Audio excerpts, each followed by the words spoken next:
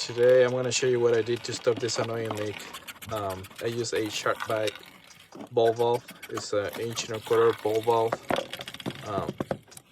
It's really convenient. It took me like 30 seconds just to put it on, and just like that. You can use this one for PEX, CPVC, or copper. What do you guys think? That way you can continue doing your job. Thanks for watching. Don't forget to subscribe. I hope this video was useful. Thank you.